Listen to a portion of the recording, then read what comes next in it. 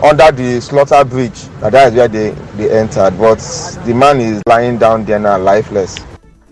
Well, the eyewitness said when the incident happened, the policemen stationed at the slaughter roundabout were called, but they declined, saying... Said that when they went to call the police, I thought that...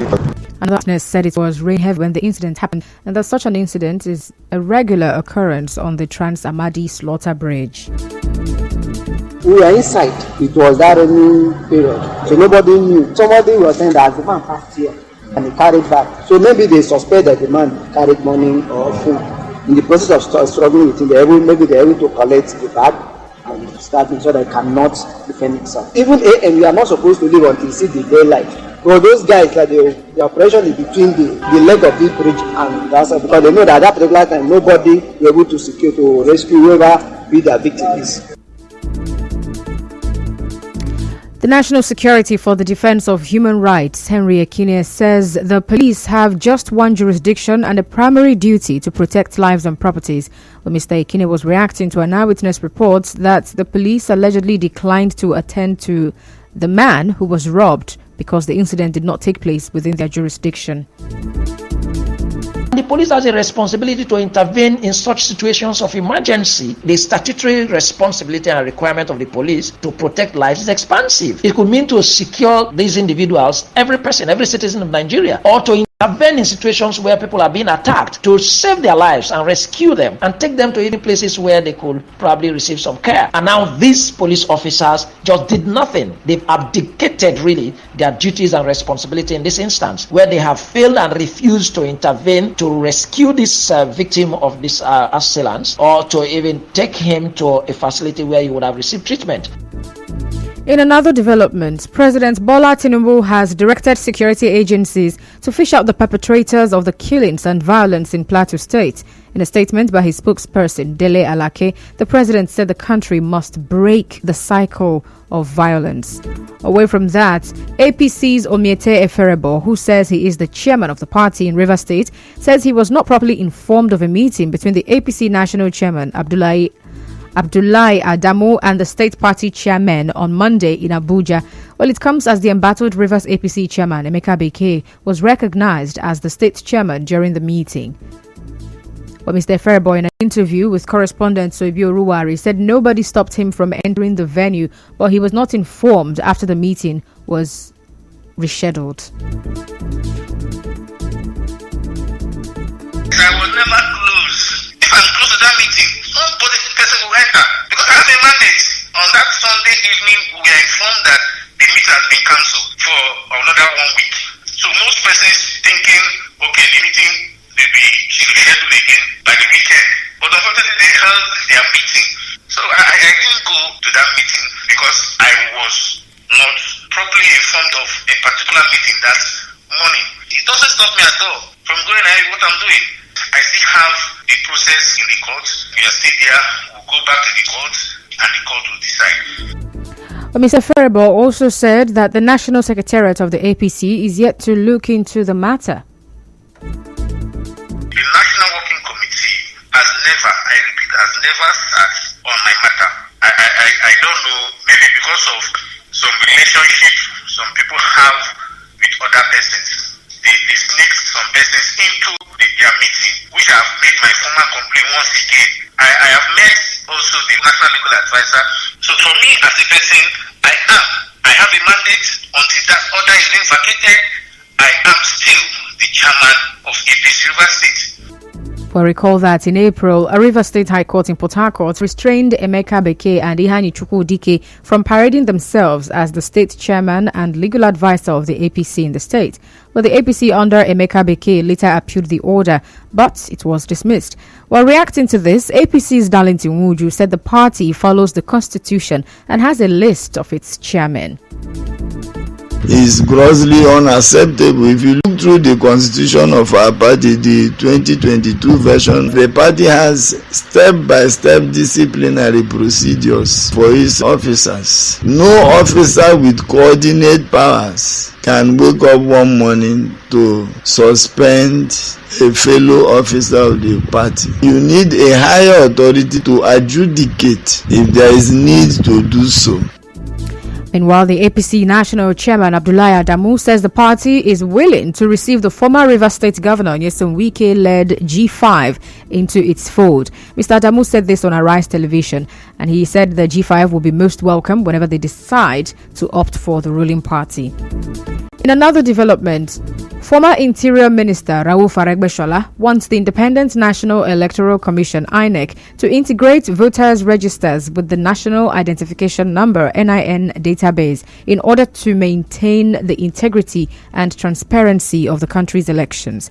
Mr. Aregbesola, while presenting a paper at the 7th International Conference of the Professional Statisticians Society of Nigeria in Nasarawa State, said the era of underage voting and numerous registrations will come to an end if the voters register or registers are integrated with the NIN database. Still to come, Governor Fubara describes planned Port Harcourt Ring Road project as single biggest projects. Stay tuned.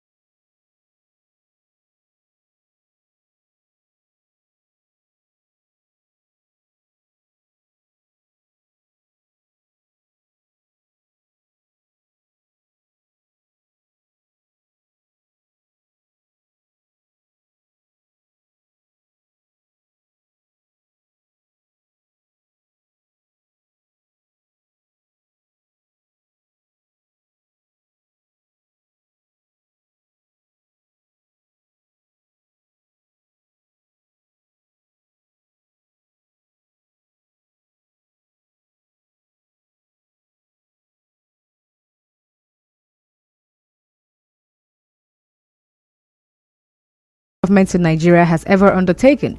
The governor said this yesterday while revealing that his administration will soon award the contract for the construction of the ring road, which he says will cut across 6 local government areas and will be a legacy project. But Governor Fubara spoke after inspecting deplorable sections of Degema Street, Harbour Road and Reclamation Road in the old Port Harcourt Township and the ascending section of the bridge connecting Dr. Peter Odili Road to Moji Town.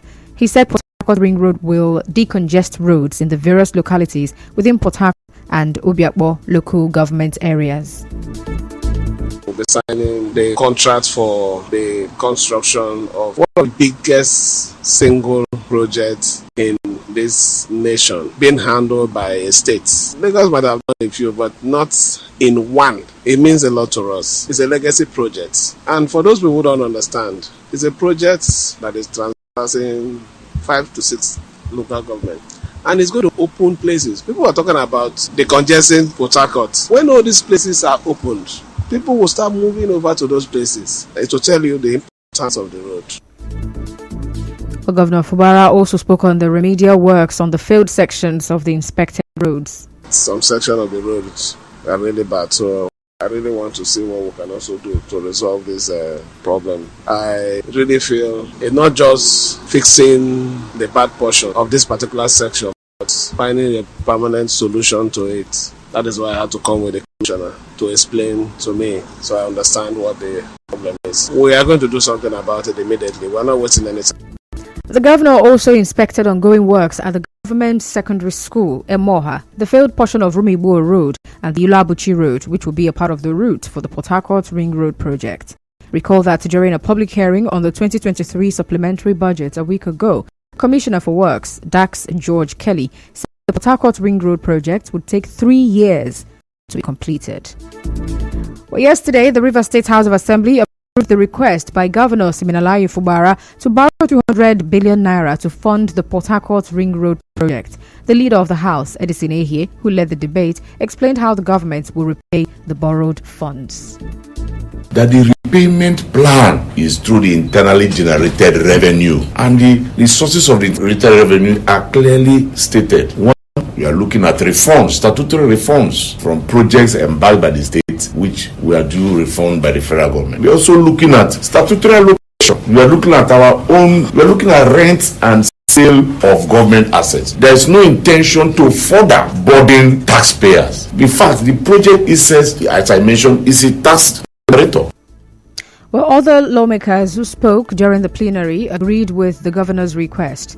The 1998-1999 alumni of the Rivers State University, also known as Special Wales, has congratulated Governor Siminalayi Fubara on his election victory and subsequent swearing-in as governor of Rivers State. The group, in a statement by its chairman, God's Power Obreta, also congratulated the member representing Southern Ijaw Federal Constituency, House of Representatives member for Southern in Bayelsa State, Honorable Rodney Ambaiowe, the House of Assembly member for Port Harcourt Constituency 1, Solomon Wami, and the House of Assembly member for Abu Odual State Constituency, Honorable Dominic Iderima, on their victories at the various elections. The group expressed optimism that the elected officials, who they described as their ambassadors, would not let them down, but discharge the responsibilities of their respective offices creditably. The statement also prayed to God to give Governor Siminalayi Fubara the grace to transform the state through his consolidation and continuity agenda, and the lawmakers' wisdom to make good laws that will develop their various constituencies.